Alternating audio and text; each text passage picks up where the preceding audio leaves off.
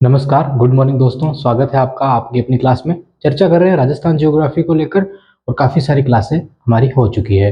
स्थिति विस्तार हमने पढ़ लिया और राजस्थान के भौतिक प्रदेशों को हम पढ़ रहे थे, उनका स्वरूप कैसा है वो हम देख रहे थे। और पहला हमारा भौतिक प्रदेश चल रहा था मरुस्थलीय प्रदेश, और उसमें हमने लगभग 4 से 5 क्लासें हमारी पूरी कर ली है। आज हम आगे बढ़ते हैं, जहाँ से हमने पीछे छोड़ा था वहीं से आगे बढ़ते हैं और देखते हैं कि क्या क्या और इस प्रदेश में बचा हुआ है। दो भागों में हमने मरुस्थल को बांटा। पहला शुष्क मरुस्थल, दूसरा अर्ध शुष्क मरुस्थल। हमारी चर्चा हो रही है शुष्क मरुस्थल को लेकर, उसकी 2-3 क्लासें हमारी हो चुकी है। अब देखना कि शुष्क मरुस्थल में और क्या बचा है और क्या हमें पढ़ना है, इंपॉर्टेंट चीज क्या है। अगर आपने पहले वाली क्लासें नहीं ली तो आप जाइए उनको लीजिए, काफी डिटेल में हमने बता रखा है। अब शुरू करते हैं क्लास को। देखो, हमने बरखान, अरूप्रस्थ, ये टीलों की हमने बात कर ली थी। उन टीलों की बात करना जरूरी था, क्यों? क्योंकि अभी हम लाठी सीरीज पढ़ेंगे, खड़ीन पढ़ेंगे, कृषि होती थी, और एक प्लाया झील पढ़ेंगे। तीनों को हम पढ़ने वाले हैं। तो कहीं ना कहीं वो टीले महत्वपूर्ण है उनके लिए, कहीं ना कहीं वो पथरीली भूमि भी महत्वपूर्ण है। जैसे हम हमदा पढ़ा था हमने, ठीक है, रेग पढ़ा था हमने, तो कहीं ना कहीं वो भी महत्वपूर्ण है, कहीं ना कहीं ईर्ग भी महत्वपूर्ण है। तो सारी चीजें एक दूसरे से जुड़ी हुई है, ठीक है। तो वो पढ़ना जरूरी था, हमने सब कुछ पढ़ रखा है। तो आप जाइए वो क्लास लीजिए अगर नहीं ली हो तो। बाकी आगे देखिए, अब यहाँ पे देखिए, ये जो आपको क्षेत्र दिख रहा है ना, इसको बोलते हैं लाठी सीरीज, ठीक है, लाठी सीरीज। इसको थोड़ी देर बाद समझते हैं। एक चीज और देखिए, एक होती है लाठी सीरीज, एक होती है प्लाया झील, और एक होती है खड़ीन कृषि। आपने तीनों के बारे में सुना होगा। अब सुना भी होगा आपने, लेकिन आपको क्या ये चीजें याद नहीं रहती है। और क्यों याद नहीं रहती है, उसका एक रीजन है। आपने हमेशा इन तीनों को अलग अलग पढ़ा है। आपने खड़ीन कृषि जब भी पढ़ा होगा ना, तो आपने उसमें ऐड क्या की होगी? आपने तली थली इस तरह की चीजें ऐड की होगी कि जब कृषि हो जाती है, जब पानी की नमी आ जाती है ना वहाँ पे, तो उसके बाद क्या बचता है, उसको क्या कहते हैं? देखो, ये अलग नाम है इनके, तो इनको इनके ऊपर लोड नहीं लेना है। अब तली और थली आपको भी पता है, अगर थोड़ा सोचोगे तो आपको भी आंसर आ जाएगा। तो इनको खड़ी कृषि के साथ जोड़ने का कोई उद्देश्य नहीं बैठता है, ठीक है। अब समझना, आपको समझ कैसे आएगी चीजें, यहाँ पे ध्यान से सुनना आप। मान लो कि ये अपना जैसलमेर है, ठीक है। अब मुझे बताओ कि आपको कह दिया गया होगा कि खड़ी कृषि सबसे ज्यादा, ऐसे ही बोल रहा हूँ, नागौर में नहीं होती है, ठीक है, मैं बोल रहा हूँ बस कि सबसे ज्यादा नागौर में होती है। तो आपके माइंड में एक ही चीज चलेगी कि हाँ, खड़ी कृषि तो नागौर में होती है, तो इन क्षेत्रों में हो ही नहीं सकती। जैसे कि फलोदी में, बीकानेर, जैसलमेर, इन क्षेत्रों में नहीं हो सकती है। वो कहाँ पे? नागौर में हो रहे। आपको कह दिया जाए कि प्लाया जो कृषि होती है ना, सॉरी, प्लाया जो झील बनती है ना, वो जैसलमेर में नहीं बनती है, वो फलोदी में बनती है। तो आपके माइंड में चीज आएगी कि हाँ, ये तो जैसलमेर में बनती नहीं है, तो फलोदी में बनती है। और एक और कौन सी खड़ीन हो गई हमारी, प्लाया हो गई, और लाठी सीरीज। अब आपको कह दिया गया लाठी सीरीज आपके सामने कि जैसलमेर में स्थित है ये, तो आपको माइंड में ये आएगा कि नहीं, ये सिर्फ जैसलमेर में हो सकती है और कहीं नहीं हो सकती। तो मुझे बताओ, आपने तीनों को अलग कर दिया कि नहीं कर दिया? तीनों को आपने अलग कर दिया, और यही कारण है आपको ये चीजें समझ में नहीं आती है। अब यहाँ पे ध्यान से सुनना इस चीज को और समझने की कोशिश करना। सबसे पहले तो मुझे बताओ कि प्लाया झील क्या होती है। अगर आपने पढ़ा हो तो कमेंट करना, नहीं पढ़ा हो तो मैं बताता हूँ आपको। टीले पढ़े ना हमने, मान लो कि बरखान पढ़े। बरखान क्या होते हैं? रेत के टीले होते हैं। अनुप्रस्थ मान लो, जो भी टीले ऊंचे होते हैं ना, हल्के फुल्के, ठीक है, मंगरे टाइप, तो उनको। और टीला, टिल्ले टिल्ले क्यों बोलते हैं? ऊंचे क्षेत्र इसी से बोलते हैं ना, किले टिल्ले, ठीक है, जो ऊंचे क्षेत्र होते हैं उनको तो बोलते हैं। तो इन दोनों के बीच में कुछ निम्न भूमि होती है। कैसी? जैसे कि एक टीला ये बन गया, ठीक है, रेत का, और एक टीला इधर बन गया ये। तो इसके बीच में जो निम्न भूमि है ना ये, ठीक है, गहराई वाली, जो बारिश आती है, ठीक है, तो बारिश आती है तो बारिश का पानी क्या, तो उसको थोड़ा नीचा कर देता है भूमि को, तो उसको क्या कहते हैं फिर? इस भूमि को क्या कहा जाता है? प्लाया झील कहा जाता है। अब आपके सामने क्वेश्चन आएगा कि यह स्थायी होती है अस्थायी होती है? तो मुझे आप खुद ही बता दीजिए, टीला स्थायी होते हैं या अस्थायी होते हैं? आप खुद ही बताइए कि टीले स्थायी होते हैं या अस्थायी होते हैं? आप कहेंगे कि अस्थायी होते हैं। बरखान तो दौड़ते भागते रहते हैं ना, बरखान का एक जगह रुकते हैं क्या? वो तो रात को यहाँ सुबह का नाश्ता कहीं और करेंगे, वो चीजें होती है उनके, तो ठीक है। तो अस्थायी होते हैं। अब प्लाया झील इनके ही किनारों पे बन रही है, तो मुझे बताइए स्थायी होगी या अस्थायी होगी? अब दूसरा क्वेश्चन आपके सामने आता है। ये प्लाया झील की हमने बात कर ली, क्या प्लाया झील यहाँ पे नहीं बन सकती है क्या? खड़ीन कृषि के ऊपर प्लाया, सॉरी, इस लाठी सीरीज क्षेत्र में प्लाया झील नहीं बन सकती क्या? बिल्कुल बन सकती है। अगर हवा तेज है, अगर टीले इसी लाठी सीरीज क्षेत्र में जाके बनते हैं, तो प्लाया झील वहां पे भी बन सकती है, नहीं बन सकती है क्या? तो ये चीज है, ठीक है, कि हर एक क्षेत्र में हर एक चीज बन सकती है। टीले भी हमें अलग अलग बताए जाते हैं, जैसे कि अनुप्रस्थ कई और बताए गए, वो कई। तो ध्यान रखना, एक ही टीला हर प्रकार से बन सकता है और हर जगह बन सकता है, ठीक है। अब कुछ क्षेत्र होते हैं जहाँ पे हमें दिमाग लगाना पड़ता है कि नहीं बन सकता, जैसे कि बेसिन हो गया यहाँ पे लूनी नदी का, तो हल्की फुल्की बारिश होती है यहाँ पे। अब यहाँ पे जो बारिश होने के कारण क्या होता है कि रेत जम जाती है, ठीक है, भारी हो जाती है और जम जाती है रेत। तो जमने के कारण क्या होती है कि वो हवा में इतनी आसानी से उड़ नहीं पाती है। तो जैसे बरखान हो गए तो वो इधर नहीं बन पाते हैं, वो रेगिस्तान में इस क्षेत्र में बन पाते हैं। क्यों? क्योंकि वहाँ पे बारिश होती नहीं है। सम जैसलमेर हम देखा है और भी देखेंगे आगे कि 5 सेंटीमीटर बारिश होती है, वहाँ पे बारिश ही नहीं है, पूरी रेत सूखी हुई, धूल उड़ रही है, वहाँ पे आंधियां आ रही है। तो मुझे बताओ कि उस क्षेत्र में ज्यादा बनेंगे या इस क्षेत्र में ज्यादा बनेंगे? तो इसलिए कह दिया जाता है कि वो रेगिस्तान में जैसलमेर, बीकानेर, फलोदी के उत्तर मतलब पश्चिमी दिशा में ज्यादा बनते हैं। अब समझ में आया ना चीज? अब देखना आप, अब समझोगे। अब हम खड़ीन को बाद में, प्लाया को भी बाद में, पहले शुरू करेंगे लाठी सीरीज को। अब खड़ीन में भी देखो, खड़ीन का नहीं बोला फिर, वो प्लाया झील खड़ीन में भी तो बन सकती है ना, वहां पे भी खेती की जाती है। अब खड़ीन बहुत मतलब बड़ी चीज है, ये कृत्रिम रूप से की जाने वाली कृषि थी एक, ठीक है। खड़ीन, प्लाया झील तो अपने आप ही बन रही है, कोई नहीं बना रहा है इनको, ठीक है, फिर उसका यूज कर लेते हैं। वो प्लाया झील का यूज कर ही नहीं पाते हैं। अब देखो यार, अभी नहीं देखते हैं उसको, लाठी सीरीज पे आते हैं, बाकी वो चीजें फिर बीच में आ जाएगी हमारे। अब देखना यहाँ पे, ये चीज है क्षेत्र हमारा जैसलमेर में। अब गाइड के हिसाब से पढ़े ना, गाइड के हिसाब से तो यहाँ पे हिस्सा है पोखरण और यहाँ पे हिस्सा है मोहनगढ़। तो पोखरण से लगाकर मोहनगढ़ तक अंतर्राष्ट्रीय सीमा के, ठीक है, पास में, ये अंतर्राष्ट्रीय सीमा हमारी, तो इसके पास में एक जल पट्टी के रूप में एक लंबी मेड़ होती है ना, ऐसी फैली हुई है। इस प्रकार मैं सीधी बना रहा हूँ, टेढ़ी मेढ़ी है, जल पट्टी के रूप में। अब क्वेश्चन यही आएगा, क्या रेगिस्तान में नदियां हो सकती है क्या? और है तो मैप में क्यों नहीं बताई जाती? जब नदियां पढ़ेंगे तब ये नदी क्यों नहीं बताई जाएगी हमको, लाठी सीरीज वाली नदी? क्या हम कह रहे हैं ना कि यहाँ पे जलपट्टी के रूप में 60 से 70 किलोमीटर लंबी, तो हमें क्यों नहीं बताई जाती? ध्यान देना, ये इस तरह है, ये क्या है ऊपर, समझ गए ना आप? समझ गए ना चीज को? ये लगभग 70-80 किलोमीटर लंबी पट्टी है, ऊपर चट्टानों से ढकी हुई है पूरी। कौन सी चट्टान? बलुआ पत्थर, कहाँ के? जुरासिक काल के, ठीक है। तो वो चीज है।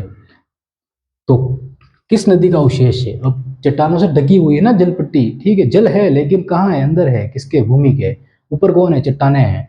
तो किसकी, कौन सी नदी का अवशेष है? इसको कहा जाता है सरस्वती नदी का अवशेष है। समझे चीज को? अब सरस्वती नदी यहाँ पे कैसे आपको हो गए? तो सरस्वती नदी इस राजस्थान में पहले मौजूद थी। सिंधु घाटी सभ्यता हम पढ़ी होगी तो देखा होगा कि एक नदी के बारे में बार बार सुनने को मिलता है वहाँ पे, कि सरस्वती नदी यहाँ से, जैसलमेर के यहाँ से निकलती थी, फिर बाड़मेर में ये हिस्सा छूती थी, फलोदी में, फलोदी तो भी बना, लेकिन फलोदी का बोलना तो पड़ेगा ना, फलोदी बीकानेर में यहाँ से गुजरती थी, फिर उसमें जाके मिल जाती थी। तो ये सरस्वती नदी, ग्रेट हिमालय के नाम सुना होगा आपने, महान हिमालय, वहां से नदियां निकलती है ना ग्रेट हिमालय से। तो कहाँ पे जाती है वो मध्य हिमालय में आती है, मध्य से शिवालिक में आती है। शिवालिक में आने के बाद नदियां दिखना शुरू होती है हमको, पहले नदियां नहीं दिखती, वो पहले हिमालय के अंदर से आती है। क्या कहते हैं हम? सिंधु नदी का, सॉरी, गंगा नदी का उद्गम यहाँ से होता है।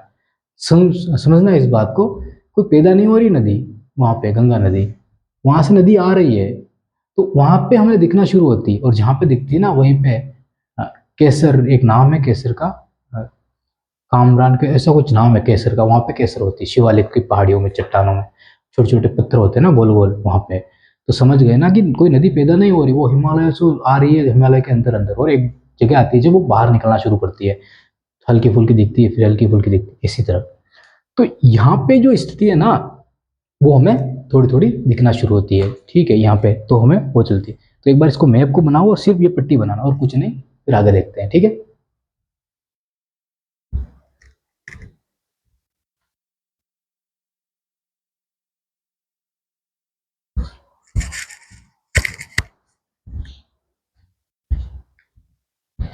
फिर क्लास को रोकना, आराम से बनाना, फिर आगे देखते हैं अपन, है ना।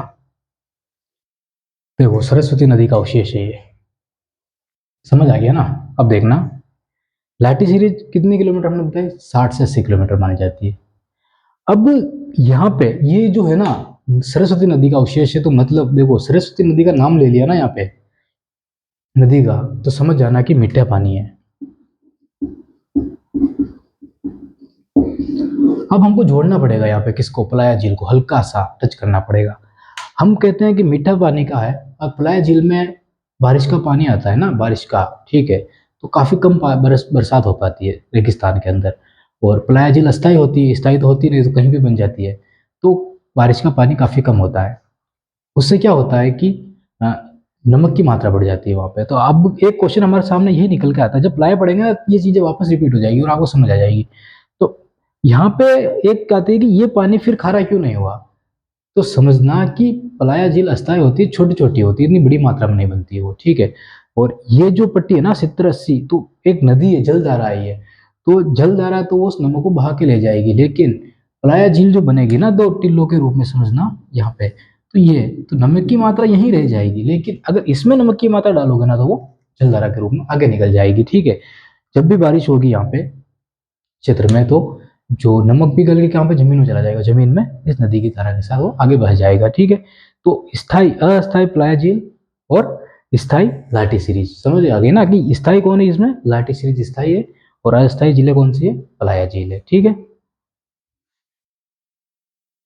ये हमारे सामने आ गई दूसरी चीज। अब इसी लाठी सीरीज के अंदर मीठा पानी की झील है, तो काफी सारी घासें भी उगेगी।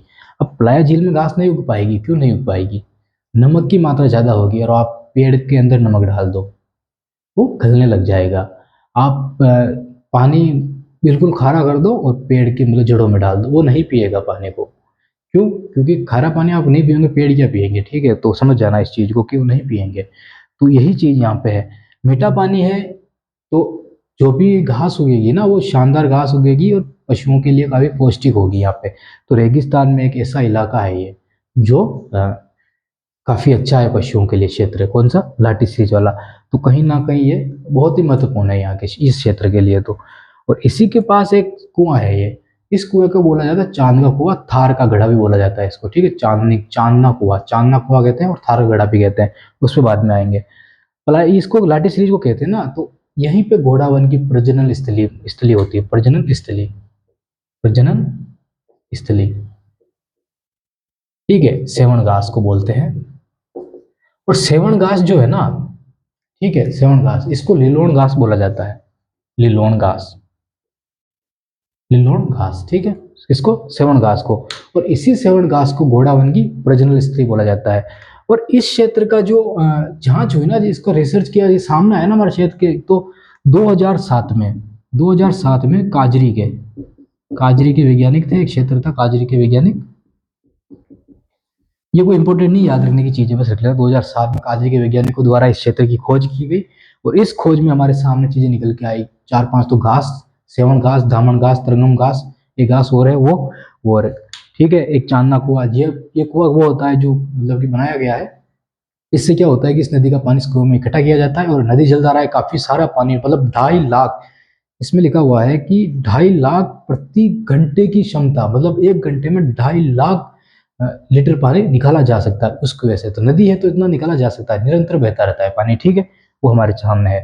तो समझ गए ना लाठी सीरीज क्या है, घोड़ावन की प्रजनन स्थिति कहा जाता है, ठीक है, इतनी लंबाई है, ये है, वो हमने देख ली, सरस्वती नदी का अवशेष माना जाता है। उसके बाद इसमें और कुछ ज्यादा नहीं है, ठीक है। औषधि भूमि, हाँ देख लिया हमने, बुलवा पत्र होता है, इसके बाद तो इसमें कुछ नहीं लगा। हाँ एक चीज और है, ये क्षेत्र आपको दिख रहा है ना मीठा है, तो कहीं ना कहीं यहाँ पे वनस्पतियां उग रही है, ठीक है, हरी भरी, तो इसको नकली स्थान बोला जाता है, थार का नकली स्थान, नकली स्थान, थार का नकली स्थान। अब देखो इस थोड़ा बहुत गाइडेंस देखना पड़ता है ताकि कोई चीज छूट ना जाए, इसलिए, ठीक है।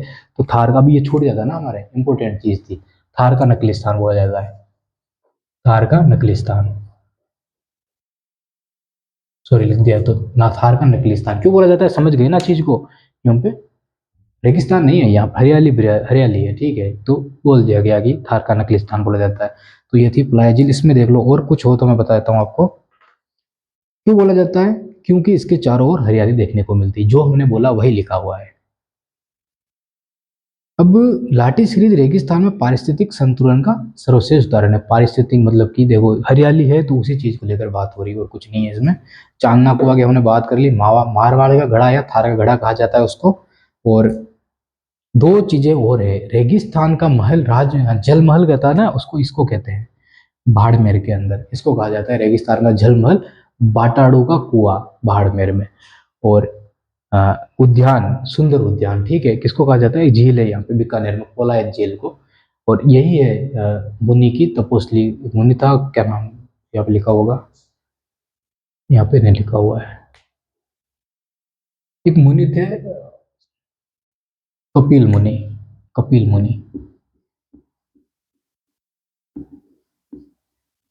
कपिल मुनि थे, ठीक है। इसको हमने कहाँ पे पढ़ा है, हमने दर्शन की जब क्लासें ली थी ना तब हमने पढ़ा था कपिल मुनि कौन थे, ठीक है। तो कपिल मुनि, उनकी तपोस्थली इसी झील को माना जाता है, ठीक है, बीकानेर में कोलायत झील है जो। और ये मीठे पानी की हुआ, ये भी मीठे पानी का, ये भी मीठे पानी, साथ में इसलिए बढ़ रहे हैं ताकि हमको कहीं ना कहीं अवशेष मिल रहे हैं किसके, सरस्वती नदी के। तो ये थी लाटी सीरीज।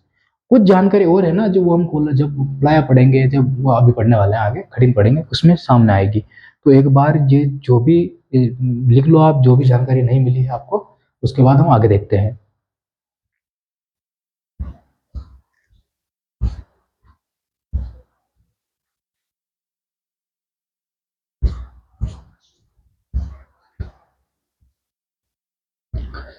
ठीक है, क्लास को रोक के लिखना आराम से, अब देखना आगे। ये तो होगी लाठी सीरीज की बात, जो कुछ जानकारी छुट्टी होगी ना वो आगे देखेंगे। हाँ, दो चीजें हैं इसमें देखो, एक तो सेवन घास का वानस्पतिक नाम लिख देना आप, लसीयूरस सीडिकुस, लसीयूरस सीडिकुस, ठीक है। और घोड़ावन का लिख देना आप क्रायोटिस, क्रायोटिस नाइग्रीसेप्स, नाइग्रीसेप्स, ठीक है। और घोड़ावन का ध्यान रखना कि उसकी जो फेवरेट घास है ना वो कौन सी है, सेवन घास है। और चार तीन घासें हमने बताई थी ना, तीन घासों को तो हमने नाम लिख दिया था। इसमें चौथी घास और लिख देना आप, कहाँ पर दे रखी है इसमें, धामण, करण, त्रदगम व सेवण घास, ठीक है। ये घासें यहाँ पे इन नाम की महत्वपूर्ण घासें हैं। अब आगे बढ़ते हैं ना हम, तो देखना कि जैसलमेर फासिल पार्क होता है यहाँ पे, ठीक है, अकलवुड फासिल पार्क, अकल गांव है यहाँ पे जैसलमेर में, जिसमें 18 करोड़ वर्ष पहले के जुरासिक काल के कुछ अवशेष मिले हैं, ठीक है। सैंड, कुछ चट्टानें मिली है, ग्रेनाइट, सैंड्रोन्स, इस तरह की कुछ चट्टानें हैं वो मिली है। देखो हर काल की चट्टानें मिलेगी एक स्थान पे, जितना खोदो उतने प्रकार की चट्टानें मिल जाएगी, तो वो उसका लोड लेना ही नहीं है, जब चट्टानें पढ़ेंगे तब पढ़ लेंगे। बाकी 18 करोड़ वर्ष पूर्व पहले के आकल गांव के अंदर जीवाश्म में जो स्रोत मिले हैं कुछ, ठीक है। दूसरी चीज, बाप बोल्डर आता है एक, बाप बोल्डर, बाप बोल्डर, रन कह सकते हो आप इसको, रन, ठीक है, रन, रन वही कच्छ का रन, ठीक है, रेतीला स्थान। तो समझना है यहाँ पे ये क्या होता है, मतलब मोटे मोटे तौर पे देखना ना, तो जो ग्लेशियर होते हैं ना हिमालय के अंदर, वो गिले हो, मतलब कि गलते हैं, गलने के बाद वो नदी की झलधार के रूप में बह के आते हैं। तो वहाँ पे रास्ते में कुछ चट्टान आती है, वो टूट फूट जाती है, फिर उनकी उनसे मिट्टियां बनती, वो बह बह के कहाँ पे आई, रेगिस्तान में, इस हिस्से में आई है, ठीक है, फलोदी में, इस हिस्से में, फलोदी में, ठीक है, यहाँ पे इसको रन कहते हैं। तो फलोदी में इकट्ठा होने लगी, तो यहाँ पे मिले हैं किसके, हिमानीकृत के साक्ष्य, इसी बाप बोल्डर को हम बोलते हैं, मतलब कि कुछ अलग मिट्टियां मिली है, अलग मिट्टियां। ये है ना बाप बोल्डर, ये मिट्टी ही है, ध्यान रखना, मिट्टी, कच्छ का रण बोलते हैं ना, रण एक मिट्टी ही है, रण एक मिट्टी ही है, ध्यान रखना। तो यहाँ पे मिली है, तो हिमानीकृत मतलब कि हिमालय के कुछ मिट्टी के साक्ष्य मिले हैं, कहाँ पे, यहाँ पे। तो कहीं ना कहीं अवशेष मिले हैं, तो कहीं ना कहीं यहाँ पे वो स्थिति पहले थी कि नदियां द्वारा यहाँ पे ग्लेशियर बहा बहा के लाए जाते थे, और उन ग्लेशियर में जो मिट्टी होती है ना वो यहाँ पे मिली है, तो उससे हमें पता चला है। तो बाप बोल्डर क्या होता है, अब इसमें क्या लिखा हुआ है इसमें देखते हैं। पहली लाइन है, फलोदी जिले के समीप बाप नामक स्थान पर, बाप नामक स्थान पर, शायद स्थान का नाम बाप है, ठीक है। और बोल्डर को कहते हैं रन, मिट्टी, ठीक है। प्रीमियम कार्बोनिफरस युग की हिमानीकृत चट्टान या गोलाश्म के अवशेष मिले हैं, जिसे बाप बोल्डर कहा जाता है। इन चट्टानों पर हिमानी घर्षण के निशान मिले, समझ गए, हिमानी घर्षण के निशान, वो मिट्टी आई, उनका घर्षण हुआ होगा, मतलब मिट्टी के छोटे टुकड़े पानी में बह के आएंगे। इस क्षेत्र में छोटी छोटी ग्रेनाइट, सैंडस्टोन व चूना पत्थर की चट्टानें मिलती है। तो ये था बाप बोल्डर को लेकर, फलोदी में लिख देना आप, बाप बोल्डर फलोदी, मिट्टी आगे कोष्टक में लिख देना, और क्या मिला है जो हमने अभी पढ़ा वो सारी चीजें। उसके बाद रन और टाट, तो रन और टाट को अभी हम नहीं देखेंगे, वो देखेंगे हम प्लाया झील पढ़ेंगे तब। और उसके बाद एक चीज और फैक्ट वाली है, वो लिख देना आप। देखो, जैसलमेर जिला लिखना, उसके अंदर लिखना बरमसर जैसल, रन लिख रहे हैं हम, महत्वपूर्ण रन, ठीक है, महत्वपूर्ण बोल्डर मतलब रन। तो जैसलमेर के अंदर जो मिले हैं वो लिखना बरमसर, कन्नौड़, भाकरी, लवा और पोखरण, ये क्षेत्र यहाँ पे रन मिलते हैं, ठीक है। फलोदी के अंदर बाप रन, बाप जिले में, सॉरी फलोदी जिला है ना, बाप स्थान पर। और चूरू के अंदर लिखना पड़ीहारा व ताल छापर रन, ठीक है। बाड़मेर में लिखना रेडारना रन, और बालोतरा में लिखना पचभद्रा एवं थोप, और थोप सबसे बड़ा रन है, ठीक है, थोप सबसे बड़ा रन है। अब देखो, अगर भारत की बात करेंगे ना तो गुजरात में सबसे बड़ा रन है, और अगर राजस्थान की बात करेंगे तो थोप बालोतरा में सबसे बड़ा रन है। ये हो गई चीज। सॉरी, बाहर बारिश बहुत तेज आ रही है, तो आज क्लास यहीं पे रोकनी पड़ेगी। नेक्स्ट क्लास में लाया झील और खड़ीन झील, और इसके कुछ चीजें बची है ना लाठी सीरीज की, उनको लेके डिटेल में कंप्लीट कर लेंगे। और कुछ क्षेत्र मतलब कुछ अलग कुछ चीजें हैं, ठीक है, उनको भी पढ़ लेंगे, और हमारा शुष्क मरुस्थल अगली क्लास में कंप्लीट हो जाएगा। फिर अर्ध शुष्क मरुस्थल की ओर बढ़ेंगे। क्लास कैसी लगी कमेंट करना, बताना। बहुत बहुत धन्यवाद आपका।